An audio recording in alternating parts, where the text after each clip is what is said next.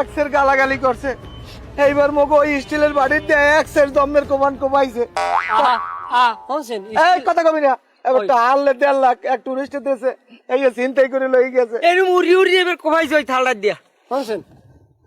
আমরা কোফান তো দেহই নেই কোফে যায় আগুন জ্বললে থাকে কোফান তো তোরা খাও না এখন পর্যন্ত ওই হনছেন তোরা দিন নিয়ে কুফি বেদিক হয়ে গেছো মারছো কাকু আমি মারি নাই কি হয়েছে শুনবেন কদিন আমি ওই খয়রাত করতে বসি ওই মোট দেয় অনে আমি আরো 1 বছর খয়রাত করছি টানা 1 বছর খয়রাত করছি আমরা তো সৃজনশীল খয়রাতি না আমরা তো 12 মাসে খয়রাতি এখন তো এই আইজেছে কাহিনী আমি এজেন্টে খয়রাত করি না আপনার লাগে কমিশন দিই না 20 এটা 20% আপনার আমি দিই আমি যা পাইয়া তা আমরা তো স্থানীয় খয়রাতি কি যে স্থানীয় আমি ইন্টারন্যাশনাল মানের খয়রাতি আর উনি স্থানীয় দেন অবস্থা কি এমন ইজ্জত দেয় না সাংগঠনিক কোনো নিয়ম কারণ নাই এর মধ্যে আইসি পর আমার কইতেছ তুমি এনে খয়রাত করো আমি বলছি জায়গায় আপনার কথা কইছি যে আমারে সারে জায়গায় বসতে বলছে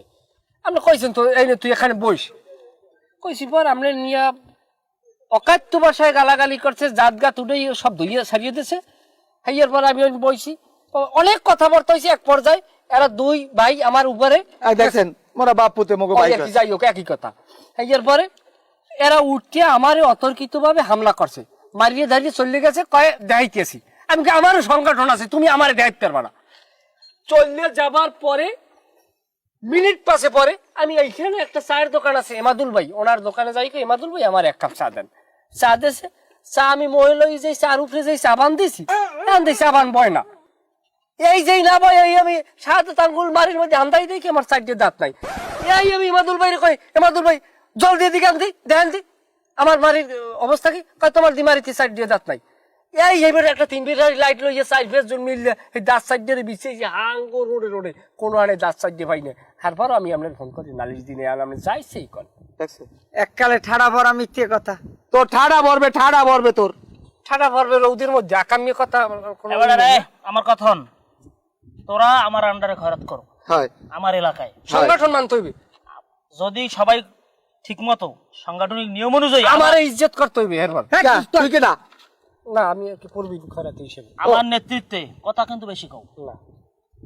আমার নেতৃত্বে যদি তোমরা খয়রাত করতে চাও সংগঠনের নিয়ম কারণ সব ঠিক রেখিয়া কমিশন ঠিকমতো দিয়ে যদি খয়রাত করতে পারো তাহলে খয়রাত করতে পারবা কাইলইতে খয়রাত করতে নামবা আর নাইলে নামবা না আমরা বেশি কথা কই আমক জান কমরার ময় কথা কও একটা কথা কবি না দরকার নেই শোন কাইলইতে আগে সকালবেলা অফিসে আবি সবাই সবাই কই দিবি এই যে আজিরে দিয়ে খাতা আজিরে দিয়া এমপিও মুক্ত হইয়া আবার বেশি কথা কয় ও বাড়াইতে ও কথাবার্তা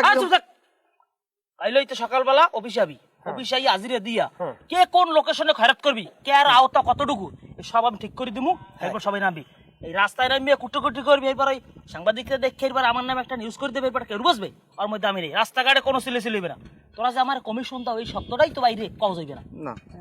আমি তোকে পালি এলে কি আমার দোষে গেছাল তোকে ছাইরে দিত তোকে মত ঘাত করতে আমি একটা কথা কই যারা পূর্বীন খয়রাতি বংশীয় খয়রাতি যারা আমরা আছি আমাদের অগ্রাধিকার বেশি থাকবে না শুনছেন সেই অগ্রাধিকারের ভাগ আড়া আমি আমার মতো করে করবো না কেয়ার যার যতটুকু যোগ্যতা খয়রাত করার হে ওইরকম গুরুত্বপূর্ণ পয়েন্ট পাইবে তোমার যদি যোগ্যতা তুমি প্রমাণ করতে পারো তুমি সরুস্তাই বাবা আমি একটা কথা বলি আজকে এরা যে খয়রাত করতে নামছে এরা আমার প্রতিপক্ষ আমি মনে করি না শুনছেন আবার শোনেন এরা আজকের 20 লাখ টাকার মালিক হইবে এরা মাঠে থাকবে না কিন্তু আমি বলা আমি 1 থেকে 2 কোটি টাকার সম্পত্তি করছি তারপর তো আমি মাঠ দিয়ে উঠতে যাই নাই আমি তো আছি এই লাইনে দেখছেন